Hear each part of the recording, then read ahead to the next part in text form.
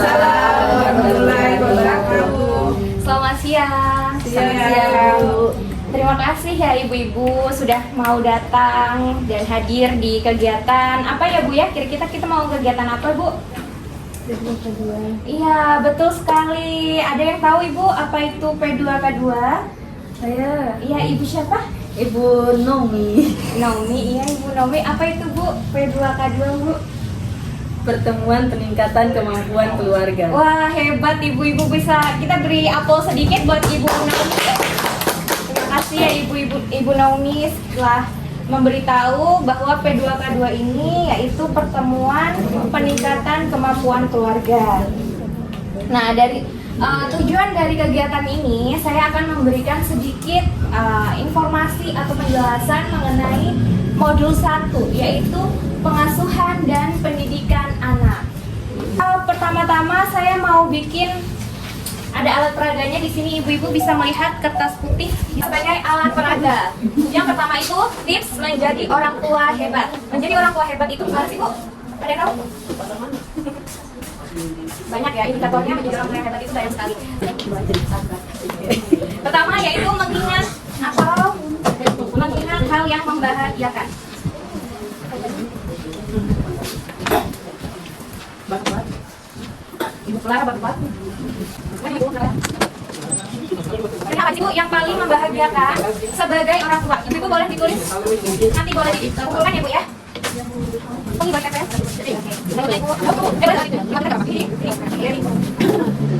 Lagi Bu.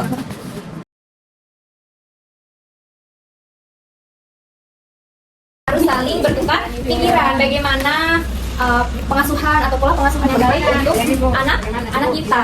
Jadi kita harus punya yang terbaik untuk anak kita.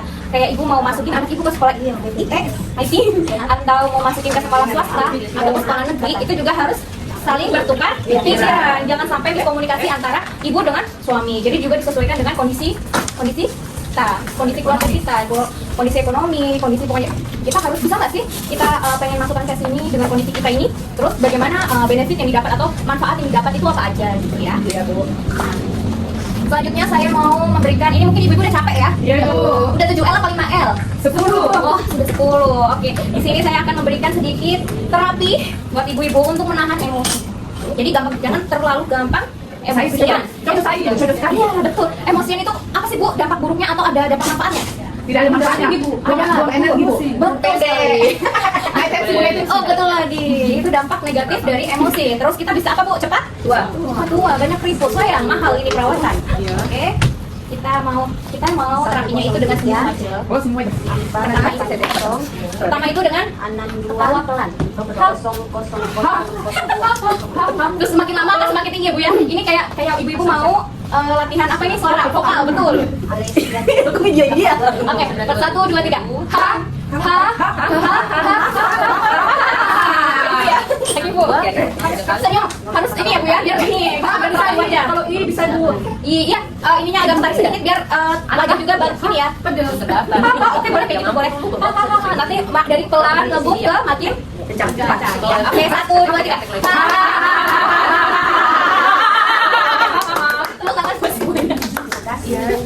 Oke, mungkin itu dari saya Ibu ya, terima kasih sekali. Oke, applause-nya. Terima kasih banyak ya Bu ya. Di sini ibu-ibu sudah sedikit paham. Mungkin ibu ada yang mau ditanyakan terkait sesi pertama ini dengan pengasuhan dan pendidikan anak? Sudah paham ya Bu ya? Pesan moral dari saya selama dalam modul pengasuhan dan pendidikan anak sesi pertama ini, yaitu kita harus menjadi orang tua yang hebat dengan cara menahan emosi kita, terus bertutur kata yang lembut dengan penuh kasih terhadap anak. Terus juga kita harus sering apa Bu? Memuji anak jika berkelakuan baik. Tapi kalau tidak jangan ya Bu ya. Takutnya anak-anak juga berpikir yang salah. Kalau misalnya kita memuji tapi dengan kelakuan yang sangat dia adalah kelakuan yang salah, takutnya dia akan membenarkan kelakuan yang salah tersebut. Terus sebagai orang tua kita juga banyak tantangan dalam mengasuh anak ya Bu ya. Jadi kita harus saling mengupgrade diri atau memperluas ilmu kita terhadap ilmu pola pengasuhan agar anak-anak kita juga lebih baik ke depannya. Mungkin itu saja ya Bu ya. Terima kasih. Mungkin itu yang saya sampaikan.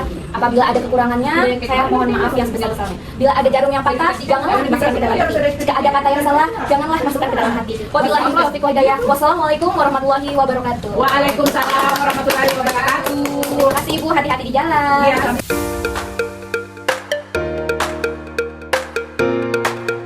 Dari hal-hal yang membahagiakan dari yang ibu-ibu sampaikan, saya bisa mencapai kesimpulan. Kenapa? Banyak sekali hal-hal yang membuat ibu-ibu di sini bangga dengan terhadap anaknya atau bangga terhadap menjadi orang tua. Jadi sekecil apapun itu, mungkin bagi orang lain itu hal yang kecil ya Bu ya. Tapi bagi ibu-ibu itu sesuatu yang sangat besar dan sangat membahagiakan bagi ibu-ibu. Nah, selanjutnya ada sejalan antara perbuatan dan perkataan. Dari sini ibu maksudnya apa ya Bu? Ada yang tahu nggak Bu? sejalan antara perbuatan dan Perkataan. tidak tahu Ibu.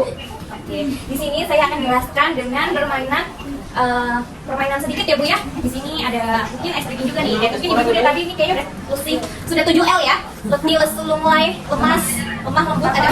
Lapar Ibu, lapar. Oh lapar, iya itu udah termasuk 7L ya Bu ya. Nah, sejalan antara perbuatan dan perkataan. Di sini saya boleh ibu-ibu. Nanti kalau saya bilang pagi, ibu-ibu harus tepuk tangan satu kali. Kalau saya bilang siang, berarti dua. Kalau saya bilang malam, tidak boleh. Oke, kita kembali ya. Selamat pagi, selamat siang, selamat malam, selamat malam, selamat pagi, selamat siang, selamat malam. Oh, oke, udah masuk semua ya. Selamat pagi, siang, malam. Oh, ada yang tahu? Oke, jadi gitu ya Bu ya. Apa sih antara perbuatan dan perkataan? Sejalan dengan perbuatan dan perkataan. Kira-kira ibu-ibu di sini ada nggak sih Bu? Ibu-ibu pernah nggak bilang sesuatu kepada anaknya untuk misalnya nyuruh anaknya, adek jangan main HP terus. Tapi ibu-ibu juga sering main HP. Anak akan nurut atau enggak Bu? Enggak. Padahal ibu sudah berbuat perkataan ya Bu ya. Perkataan untuk melarang Main HP. melarang anak, tapi tetap anak itu bisa meniru orang tua dengan melihat Mamanya. perbuatan kita, melihat perbuatan ibu. Nanti dia pasti akan bisa menjawab. Kenapa adik disuruh nggak boleh main HP sedangkan mama main HP terus? Nggak pernah berhenti kerjaan mama sekarang main HP. Seperti itu. Jadi kita harus sejalan antara perbuatan dan perkataan. Atau kita bisa main. Berarti di sini sudah paham ya Bu ya. Berarti ibu kalau mau mencontohkan sesuatu kepada anak, berarti kita harus apa Bu? Mencontohkan terlebih dahulu. Selanjutnya selalu berusaha melihat hal positif yang ada dalam diri Anda. Maksudnya di sini apa ya? Contohnya gini, ibu-ibu sering nggak Bu? Aku kelupaan dana. Dari sekali Bu, aduh. Semua ibu begitu Ibu. Iya, ibu-ibu misal ibu kehilangan ini, ibu tuh sebenarnya baru taruh di sini, tapi ibu udah pakai, ibu taruh di sini. Nah ibu setelah kebiasaan ada di sini, pasti ngedumel nggak Bu? Apa ngedumel Ibu? Ngedumel apa ya? Ibu suka Ngedumel itu bersemut saya. Emang itu atau gimana? Gimana sih? Aduh, Oh, iya, iya. banget gak bisa nemuin. Nah, itu sesuatu hal yang bukan bersifat positif. Oh iya iya. Itu bersifat negatif. Jadi kita harus bagaimana? Kita harus tenang, terus berpikir bahwa oh mungkin wajar kalau saya ini lupa, wajar saya lupa meninggalkan barang tersebut atau melupakan barang tersebut karena memang pekerjaan saya sebagai seorang ibu banyak sekali di rumah sehingga saya juga mudah lupa. Jadi kita bisa menggunakan hal-hal positif sehingga punya anak pun kita melihat anak pun kadang ada ya Bu ya orang tua yang melihat anaknya ini lupa sekali langsung bilang kamu nih selalu lupa, kamu udah lupa, dasar pelupa. Nah itu merupakan hal negatif atau positif ya Bu ya?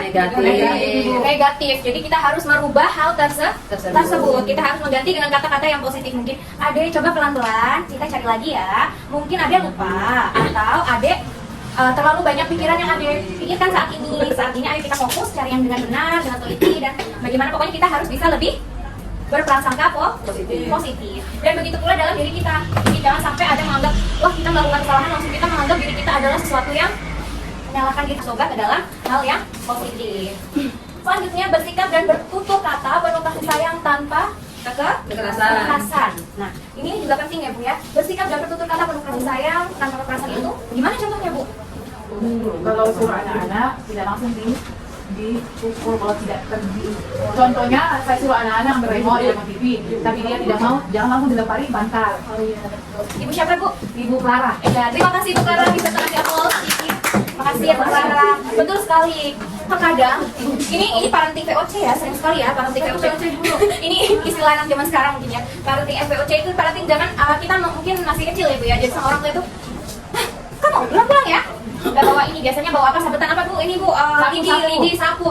ayo pulang pulang segini. Nah ini sudah menandakan ini tidak boleh ya. Kita harus berkata bertutur kata dengan yang lembut dan kasih sayang tanpa kekerasan. Karena memang untuk pola pengasuhan di zaman lalu mungkin orang tua kita pernah pernah seperti itu ya, pernah mungkin ibu-ibu di sini pernah mengalami seperti hal tersebut. Jadi jangan sampai terulang kembali karena ibu sudah Kalau dari dia bilang begitu kasar kan dibandingkan film ibu. boleh gitu. Tapi yang penting kita bisa mungkin untuk mungkin anak kita pulang telat, kita jangan langsung ngomel ya. Mungkin kita langsung bisa memberikan contohnya dengan gimana ya? Mungkin tutur katanya lebih enak lah didengar anak mungkin. Tantangan menjadi orang tua. Kira-kira tantangannya apa sih? Banyak sekali. Belum menjadi diri, tantangannya.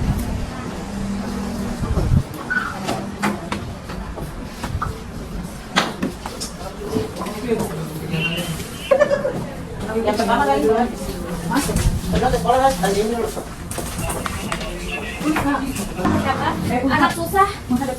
Anak susah diatur karena pengaruh lingkungan.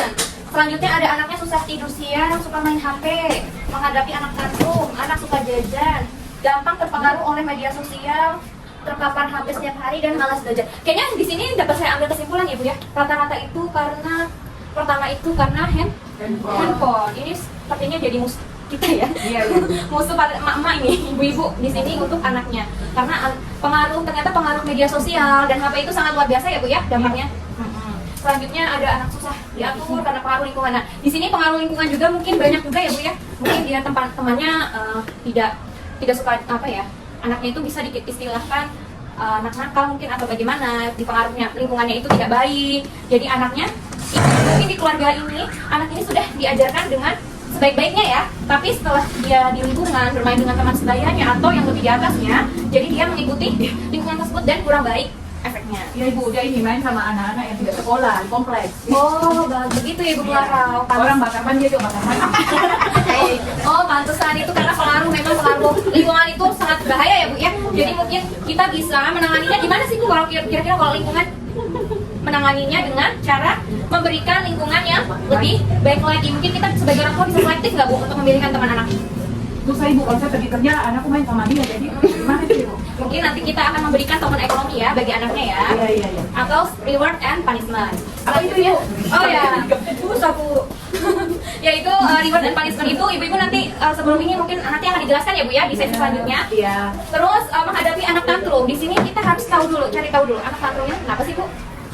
Karena tidak sesuai yang dia inginkan. Iya, betul sekali. Ya itu misalnya seperti ini Bu. Ibu-ibu dulu waktu pas anaknya kecil kan suka nangis gak Bu, tantrum ya Bu ya. Pengen beli apa? Gula-gula. Ya, boleh gula-gula. Terus beli mainan. Masih kalau nggak diturutin tantrum gak Bu? Nangis gak? Iya, dia ini Bu, berguling-guling di lantai. Nah, pasti ibu malu gak Bu kalau ngeliat anaknya kayak gitu Bu? Malu sekali sampai Malu. Terus ibu langsung belikan atau tidak? Tidak ada uang Ibu, bagaimana lagi? Uang PKH belum cair. Bagus Ibu. Sebenarnya itu sudah hal yang bagus Bu. Sebenarnya kalau anak tantrum itu kita harusnya memberikan waktu yang cukup dia untuk menghabiskan rasa yang tidak terpenuhinya itu Bu. Biarkan dia nangis sampai dia tenang, baru kita kasih pengertian kenapa ada nangis seperti ini, kenapa harus seperti ini. Terus nanti kita juga memberikan pengertian bahwa tidak semuanya bisa dimiliki. Tapi biasa kita balik emosi lagi Bu. Nah itu dia, itu tantangan ibu-ibu sebagai orang tua ya. Jangan sampai kita terbawa Emosi. karena kita sering sekali ya terkena emosi ya. Kurang uang ya. Baik tua, emosi lagi. Ya, nah itulah itu kenapa emosi lagi. Nah itulah nanti itu bisa dijelaskan di seksi berikutnya, yaitu seksi ekonomi dan sesi ya, sorry. Nah itu tantrum juga itu bisa disebabkan dari makanan loh ibu-ibu. Oh, iya kan? Ya, dari makanan. Jadi ibu-ibu yang punya anak masih kecil ini ya, yang di usia 2 tahun sampai 8 tahun atau di bawahnya yang masih belum bisa paham mana yang baik, mana yang tidak, yang masih belum bisa membedakan. Jadi kurangi pertama itu gula. Gula ini bisa menyebabkan tantrum. Jadi ibu-ibu harus membatasi kadar gula anak tiap harinya, jangan sampai berlebihan. Atau kadang kan orang suka ngasih jajan ya, permen apa, biar dia ternyata itu bisa menyebabkan anak sering tantrum. Yang kedua itu dari tepung. Jadi ibu-ibu tolong hindari makanan juga dari berbahan tepung. Misalnya apa Bu olahan tepung? Roti Bu, roti di Indomaret. Oh iya, jangan sering-sering ya Bu ya. Sama Ibu, bapaknya Ibu beli dan Ibu bapaknya. Ya, ibu harus bisa kompromi sama suami ya. Jajan harus dibatasi ya Bu ya. Aduh, jangan sering-sering jajan. Karena jajan itu berdampak apa Bu? Berdampak kanker. kantong kering. Itu yang paling utama ya Bu ya. Iya. Itu kita bisa tangke kantong kita kering. Nah, itu yang paling utama. Yang kedua itu jajan juga berdampak dalam kesehatan anak-anak. Apakah jajannya sudah sudah sehat, healthy atau tidak? Nah, itu juga bisa kayak misalnya tadi bisa menyebabkan tantrum tuh. Kedua, ada jajan yang bisa menyebabkan apa, Bu? Diabetes bagi anak atau gagal ginjal bagi anak. Ini kasus gagal ginjal bagi anak di Indonesia sudah meningkat ya Bu ya. Jadi tolong diperhatikan jajannya. Kalau bisa jajannya itu harus sehat dan buatan sendiri. Bapak ngaji lagi. Bapaknya Ubi rebus, masih ubi rebus. Jadi orang tua hebat. Nah sekarang kan tadi Bu udah tahu nih tantangan menjadi orang tua sangat banyak. Selanjutnya saya akan memberikan tipsnya menjadi orang tua hebat seperti apa. Yaitu pertama, ayah dan ibu saling bekerja sama dalam mengasuh anak. Kira-kira yang masuk hanya ibu saja atau harus keduanya? Keduanya, harus keduanya. Walaupun di Indonesia ini menjadi negara patriarki yang sudah tinggi ya Bu ya, yaitu dan fatherless di nomor 3 di dunia. Oh, nomor 3 kan? Iya. Nah ini jangan sampai sekarang kita sudah tahu ya Bu ya. Jadi ibu-ibu harus menyampaikan ini juga kepada suami. Jadi ibu-ibu mengasuh anak harus berdua karena yang pengennya berdua. Ya. Karena ini Bu, capek soalnya dari ojek, kasih nanti mau gendong aneh itu gimana Bu? Nah itu dia Bu. Nah itu dia Bu. Kalau suami ibu bekerja juga, tolong ibu juga maklumin juga mungkin dari pulang kerja suami kita bisa layanin dulu. Sehabisnya nanti kita obrolkan bareng-bareng. Oh ya ayah nanti sebentar lagi adek mau mandi atau apa, nanti tolong ayah yang ini kan ya, atau nanti adek pengen buat pengen minum susu, nanti ayah yang buatkan ya. Jadi sebegitu ayahku. Jadi ini juga bisa untuk melakukan selain pekerjaan kita juga jadi ringan ya Bu ya. Tapi ini juga bisa merekatkan antara anak dan ayah. Jangan sampai anak kita ini menjadi fatherless, kayak sudah walaupun ayahnya masih hidup, ada berdampingan tapi dia tidak merasakan sosok ayah. Ayah dan ibu saling berdiskusi dan memutuskan bersama hal terkait pengasuhan anak. Maksudnya gimana Bu?